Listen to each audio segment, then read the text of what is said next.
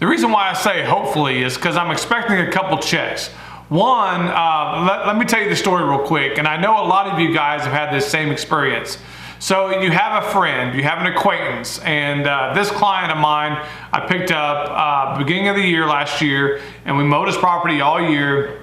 And like I said, I wouldn't necessarily call him a friend. We don't really hang out, we don't call, we don't text, but we went to high school together. We're acquaintances. We're friendly whenever we're around each other, that type of acquaintance. So he calls me, I go over, I bid his property, and I did kind of give him the buddy discount. And so we mowed his property all year. And this guy, he's not a bad guy, but you know, he's one of those customers that on Friday at noon, he wants to message you on Facebook and be like, hey, where you at? Is my yard getting cut today? And you know, his property was a Friday afternoon property, and you know, we mowed it on Friday the best we could throughout the year. There was a couple times that we ended up having to mow it on Saturday because of rain, and there was one time where we didn't mow his property all week or that week because we got 3 or 4 days worth of rain.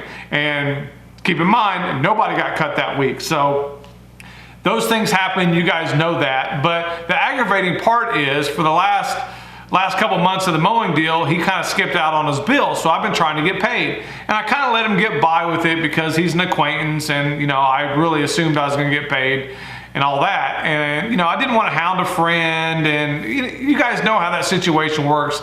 It's just a little bit uncomfortable. So he owes me $545, and then for the last 2 months I've been trying to get my money.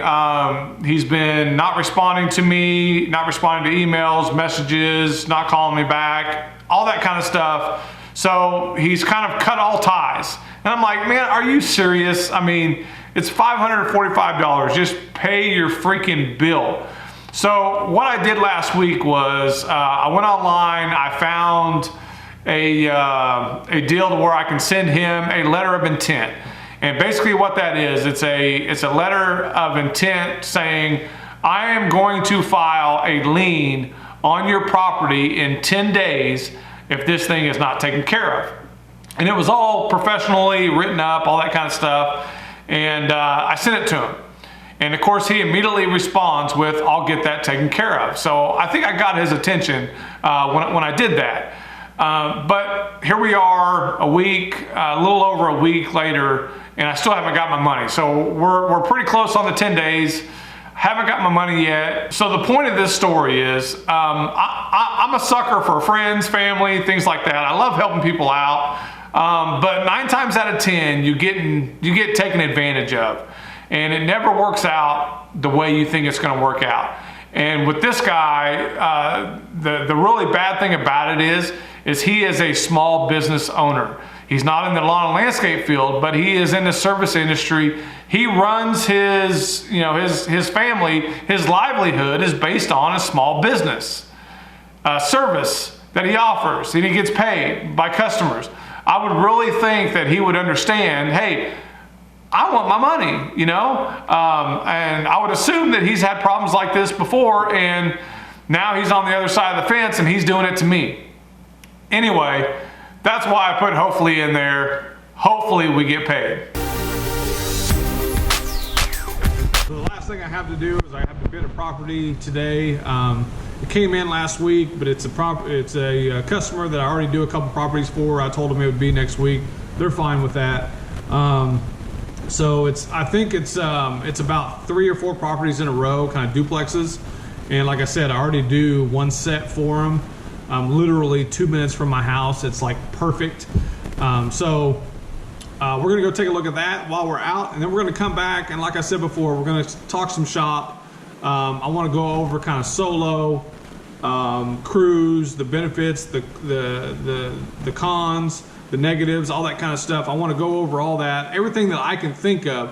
I'm sure there's probably going to be some stuff that I missed, but I kind of want to just throw it all out there and see if something sticks. So let's go. So I didn't get the check I was hoping for, but I did get one I've been expecting, so we're gonna go put that in the bank. That's a $1,200 check. Can't beat that.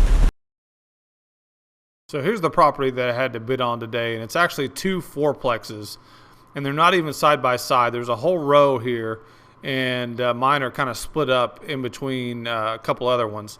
And the problem I'm having here is trying to find a place to get into the backyard. It's not very well designed at all, but we're going to bid it nonetheless.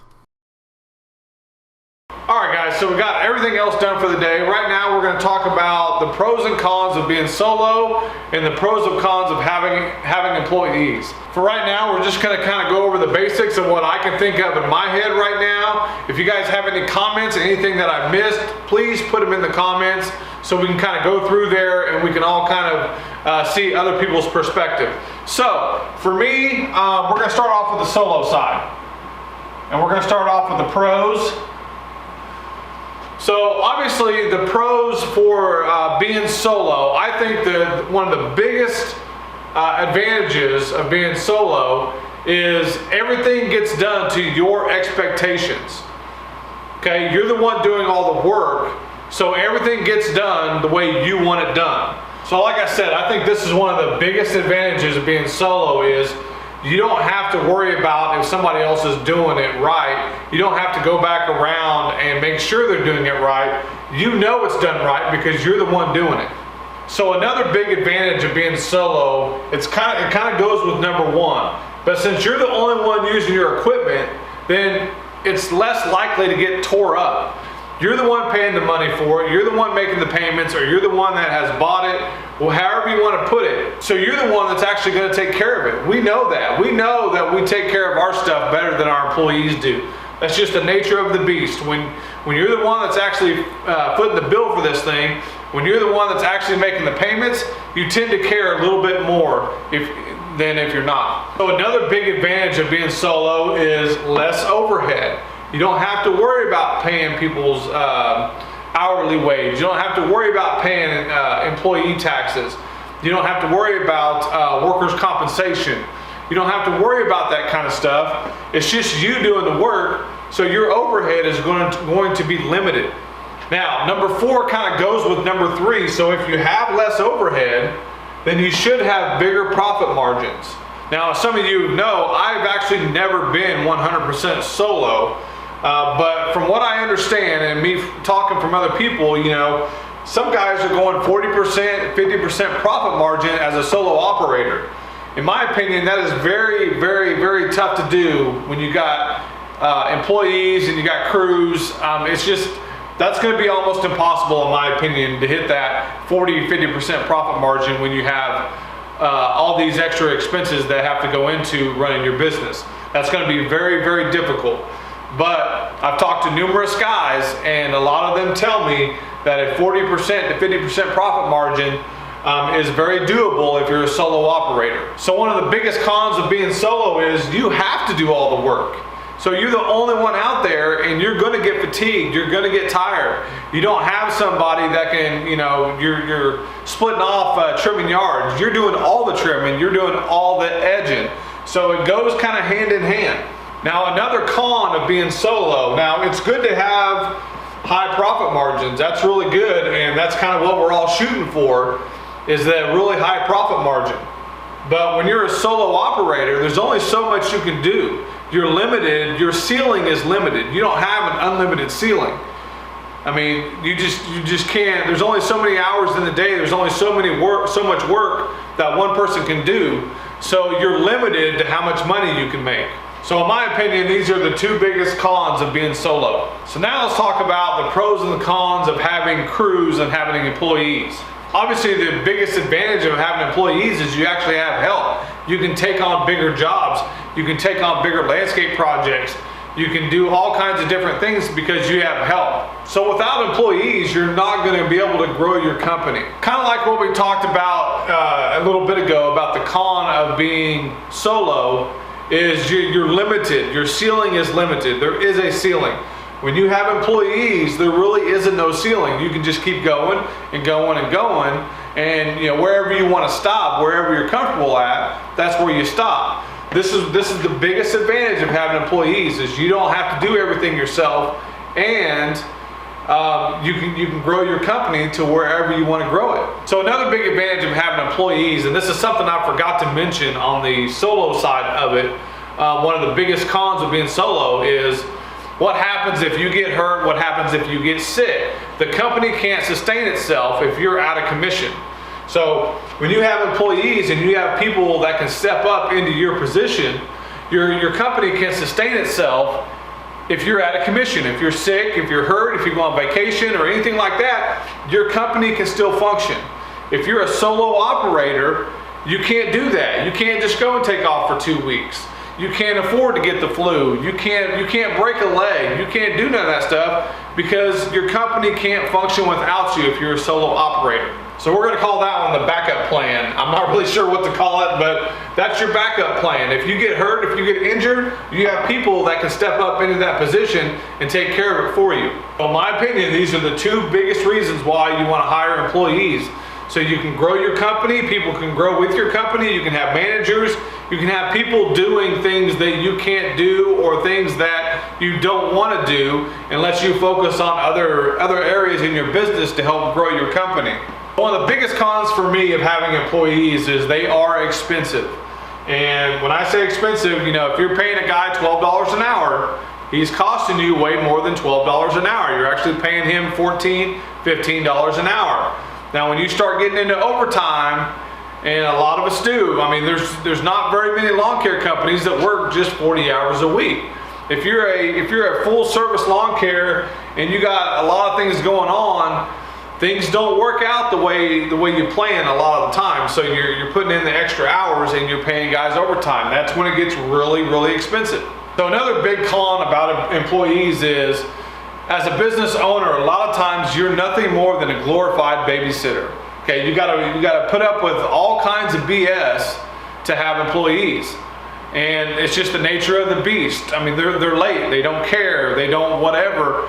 And you're the one that has to babysit, you're the one that has to manage all that. And after a while, it gets really old and the headache sometimes just isn't worth it. So another bad thing about employees is the turnover rate is very high. So I've heard from a lot of guys that you have to go through 20, 30, 50 employees to find one or two good ones. And it's a process. Now I can attest to that. You know, over the last 5 years, I've had employees every single year, and every single year there's always problems. The turnover rate is it's unbelievable in lawn care. I'm gonna make another video, hopefully next week. I have it on my list of videos, and we're gonna go over why the turnover rate is so high in lawn care. And I think it's pretty simple, but we're gonna go over that sometime next week. You know, it kind of adds to the babysitter aspect of it, but as an owner, you get headaches after headaches after headaches, because I don't know how many guys I've hired that I thought, okay, I found a good one, great.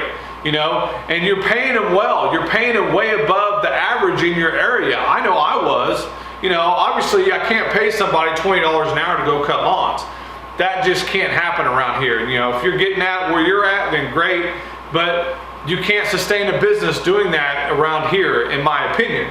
So there is kind of a cap there. But my point is that no matter what, you can almost guarantee when you start hiring employees, the turnover rate is going to be high.